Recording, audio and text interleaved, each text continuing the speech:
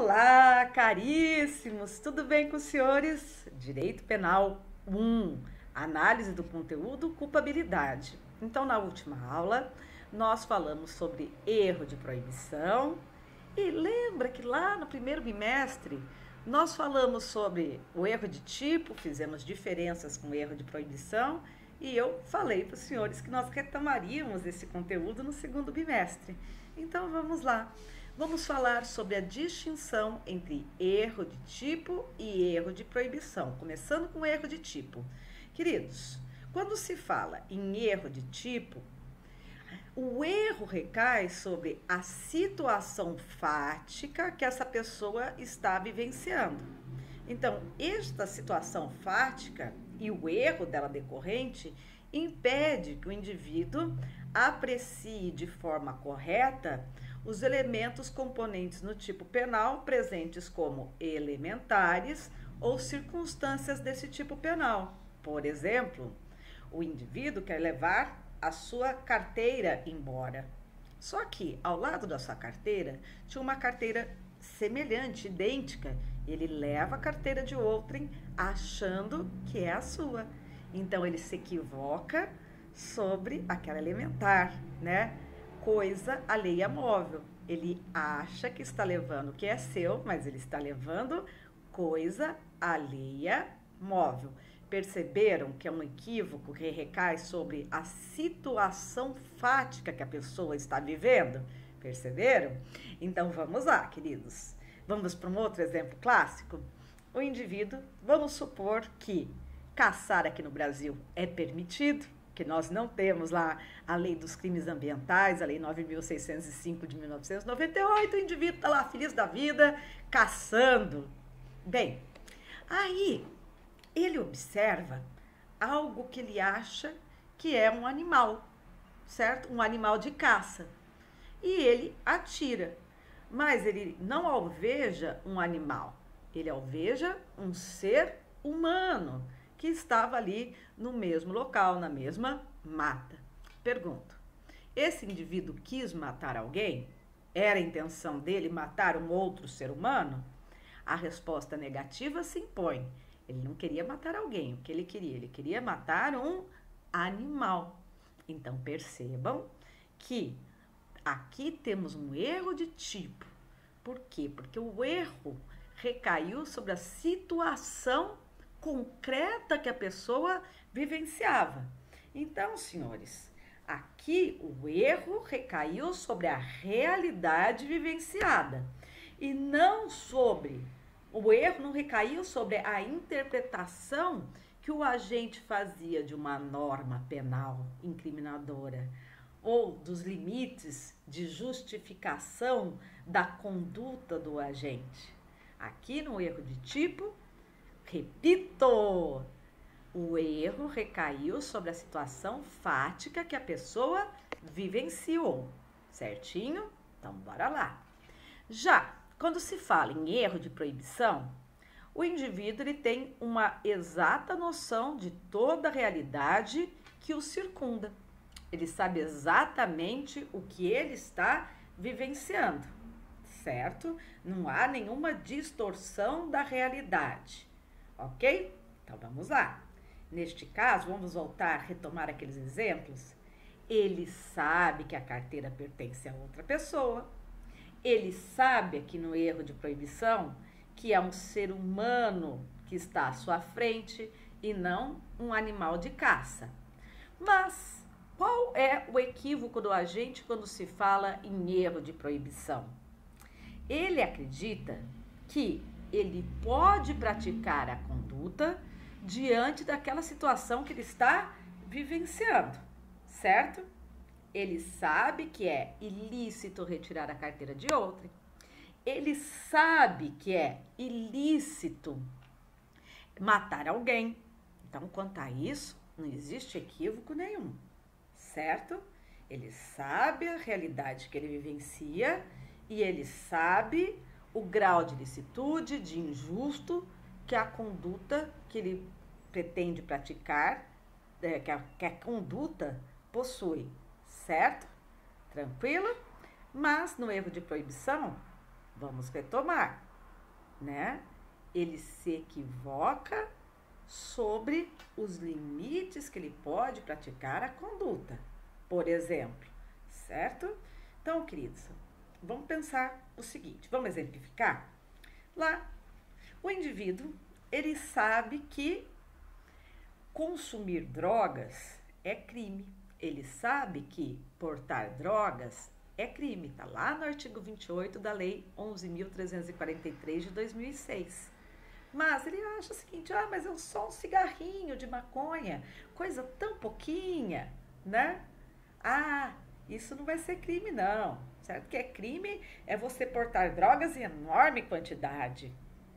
Bem, formalmente, mesmo que ele tenha um cigarrinho de maconha, formalmente a conduta dele é ilícita, sim, certo? Então aí reside, se a gente desconsiderar a ilicitude material, aí reside o chamado erro de proibição. Vamos pegar um outro exemplo? Clássico.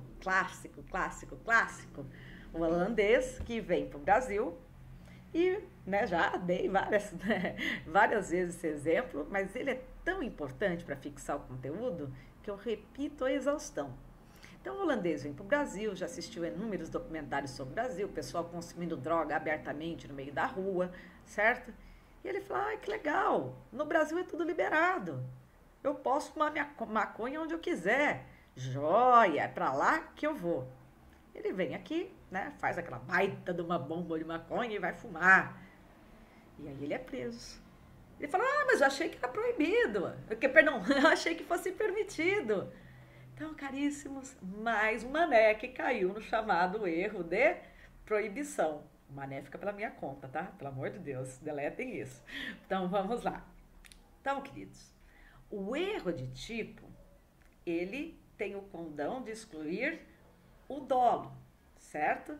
O erro de tipo, vamos voltar, ele exclui o dolo e quando ele for inevitável, ele exclui também a culpa do agente. E o erro de proibição? O erro de proibição, ele vai excluir a consciência da ilicitude, que é um dos componentes da culpabilidade, certo? Então, queridos, no erro de proibição, por que ele exclui a consciência da ilicitude? Porque ele sabe que a conduta é crime, mas ele acha que naquelas condições que ele se encontrava, ele estava autorizado pela lei a praticar a conduta. Então, percebam, o erro de proibição, ele pode, por afetar a consciência da ilicitude, ele pode excluir a culpabilidade do agente. Olha, nós temos um quadro que eu colacionei aí para os senhores e eu gostaria que os senhores acompanhassem a leitura. Vamos lá? Erro de tipo. Olha aqui que bacana. O agente tem uma visão distorcida da realidade, ou seja, ele não percebe na situação em que se vivencia a existência de fatos descritos no tipo penal como elementares e circunstâncias. Em contrapartida, quando nós falamos no erro de proibição, acompanhe a leitura. Existe uma noção sobre tudo que está passando. O sujeito conhece toda a situação fática, não existe distorção da realidade, sabe que a carteira pertence a outra pessoa, que está atirando contra as costas de alguém, que o objeto é de ouro, vamos supor, ele quer, num exemplo ali, por exemplo, ele subtrai uma coisa, certo? Achando que estava autorizado, né?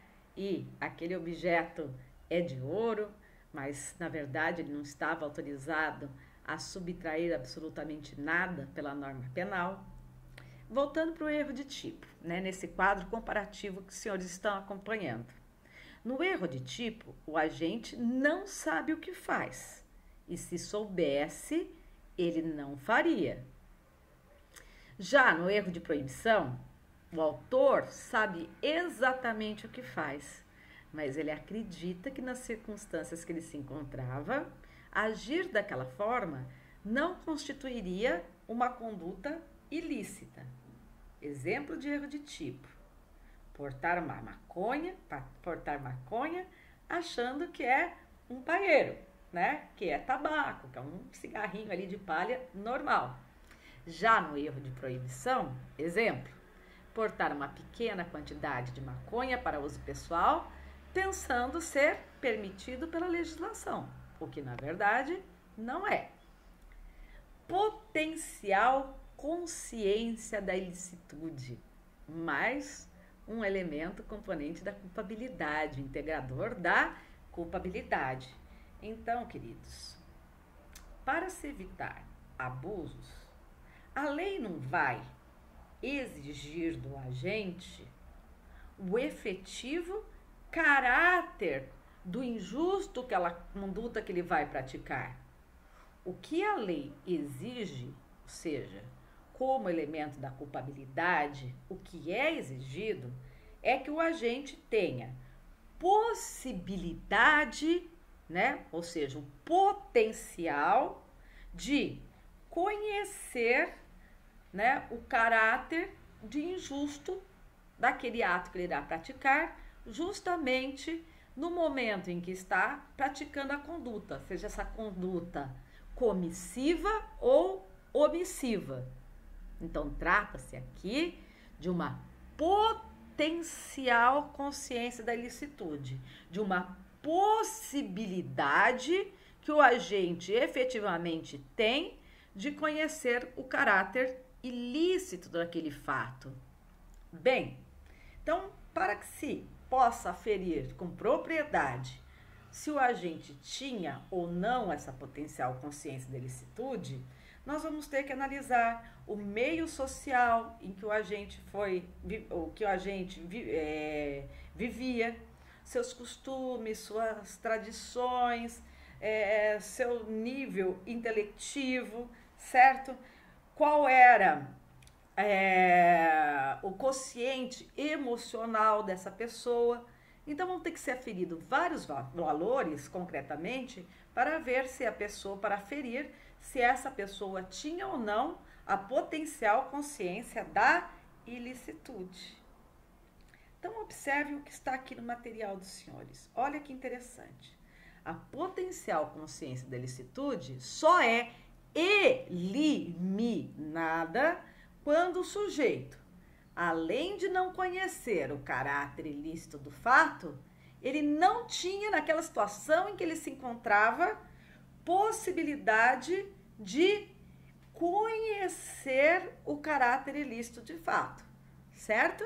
Então, caríssimos, potencial consciência da ilicitude, portanto, ok? Então, vamos lá. Um indivíduo que bate na sua mulher porque essa mulher praticou adultério. Queridos, todo mundo sabe, em regra, todo mundo sabe que praticar violência doméstica familiar contra a mulher é conduta típica e extremamente reprovável, dotada de um alto grau de reprovabilidade. Então, é fácil verificar que essa conduta, além de injusta, é socialmente inaceitável. Então, se o indivíduo que bateu na sua mulher adúltera tinha condições de conhecer a ilicitude do fato, então ele deverá ser responsabilizado, certo? Por quê? Porque essa conduta é vedada pelo ordenamento jurídico, certo?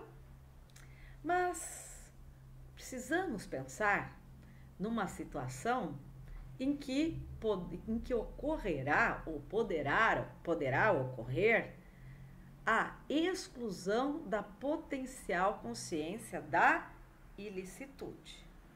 Erro de proibição. Então, ele exclui a atual consciência da ilicitude, não esqueçam disso. Mas, muito cuidado. somente aquele erro que não poderia ter sido evitado elimina a potencial consciência da ilicitude, certo? Somente o erro que não poderia ser evitado elimina a potencial consciência da ilicitude, ok? E se elimina a potencial consciência da ilicitude, o erro inevitável também exclui a culpabilidade do agente, ok? E assim já temos o gancho para falar sobre as espécies de erro de proibição. Nós temos o erro de proibição inevitável ou excusável e o erro de tipo inexcusável ou evitável. O erro, falei erro de tipo, né? Me perdoe, erro de proibição. Então, o erro de proibição inevitável ou excusável é aquele em que o agente, naquelas condições em que ele se encontrava, ele não tinha condições de conhecer a ilicitude do fato, certo? Diante da situação fática que ele se encontrava, ele não tinha condições de entender, né, de compreender a ilicitude do fato. Então, neste caso, como consequência jurídica, nós teremos a exclusão da culpabilidade. Então, o agente não será responsabilizado penalmente pela conduta que ele praticou. Em contrapartida, o erro de proibição evitável ou inexcusável, nós temos a seguinte situação: o indivíduo desconhecia da ilicitude do fato, mas ele tinha condições, ou seja, tinha potencial suficiente para conhecer a ilicitude do fato que ele praticou, certo? Então, ele tinha condições de entender, diante daquelas circunstâncias que ele se encontrava, que a conduta dele era contrária ao ordenamento jurídico. Então, o que vai acontecer aqui? O que nós vamos ter como consequência jurídica? Então, se ele tinha condições de entender da ilicitude do fato, ele era possuidor de potencial consciência da ilicitude. Então, neste caso, não haverá a exclusão da culpabilidade, mas o agente, ele sofrerá uma benesse, ele é destinatário de um benefício trazido pela lei penal, ou seja, será aplicada uma causa de diminuição de pena de 1/6 a 1/3 a este agente, ok? Vamos ver como isso fica no Código Penal? Por favor, artigo 21 do Código Penal. Vamos fazer a leitura? Código Penal na mão aí? Bora lá. O desconhecimento da lei é inexcusável. O erro sobre a ilicitude do fato se inevitável, isenta de pena. Se evitável, poderá diminuí-la de 1/6 a 1/3. Parágrafo único. Considera-se evitável o erro se o agente atua ou se omite sem consciência da ilicitude do fato, quando lhe era possível, nas circunstâncias, ter ou atingir essa consciência. Vamos falar sobre discriminante putativa por erro de proibição, ou também nominado de erro de proibição indireta. Aqui, o agente se imagina, tá? Ele imagina que está diante de uma situação que permite a exclusão da ilicitude. E ele se imagina nessa situação de uma causa de exclusão da ilicitude porque este indivíduo, ele tem uma noção equivocada dos limites autorizadores da causa de exclusão da ilicitude. Ó, cuidado para não confundir com discriminante putativa por erro de tipo. Aqui na discriminante putativa por erro de tipo, o agente se imagina numa situação fática, autorizadora por exemplo, da legítima defesa, certo? Mas na discriminante putativa por erro de tipo, ele se imagina, por erro na apreciação da realidade, que está, por exemplo, numa situação de legítima defesa, quando, em verdade, não existe legítima defesa. Ok? Tranquilo? Então, vamos ver aqui, discriminante putativa por erro de tipo. O indivíduo vê que o seu inimigo está caminhando ao seu encontro e vê que seu inimigo está colocando a mão por dentro da jaqueta e ele acha que o seu inimigo vai tirar uma arma e vai matá-lo. Então ele pega e atira primeiro. Ele fala, opa, agressão injusta, legítima defesa, vou atirar primeiro para salvar a minha vida. Ah, causa de exclusão da ilicitude, artigo 23 do Código Penal. Mas, meu Deus do céu, não era uma arma. Era um isqueiro Zippo, sabe, daqueles brilhantes? Que o indivíduo estava tirando do bolso para acender um cigarro. Só isso. Não queria matar ninguém. Bom, pelo menos não naquele momento. Mas quem atirou se imaginava numa situação de legítima defesa. Então, isso é erro de tipo. Já na discriminante putativa por erro de proibição, pegando esse mesmo gancho da legítima defesa, o indivíduo ele tem uma correta percepção da realidade que ele vivencia, mas ele interpreta de forma equivocada os limites dessa causa de exclusão da ilicitude. Então, vamos lá. O indivíduo, recebe um tapa no rosto. E o agressor vira as costas, deu tapa, vira as costas e vai embora. Ele fala, não, ninguém ataca a minha honra dessa forma. A legítima defesa não protege só a vida, a legítima defesa protege também a honra. Então eu vou matar esse indivíduo, porque rostinho que mamãe beijou, ninguém dá tapa. Ele pega a arma e dispara pelas costas da pessoa que já estava indo embora. Quando o indivíduo parou de agredir, já não existia mais uma situação de legítima defesa. Por quê? Porque havia cessado a agressão injusta.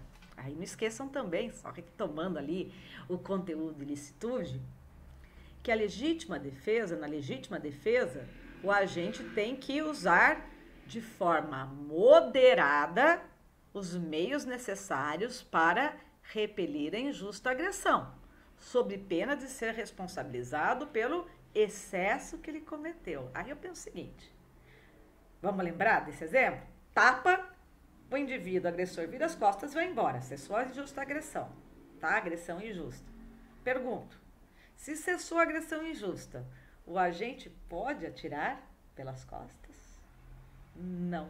Mas no erro de proibição, essa pessoa acredita que ele pode atirar.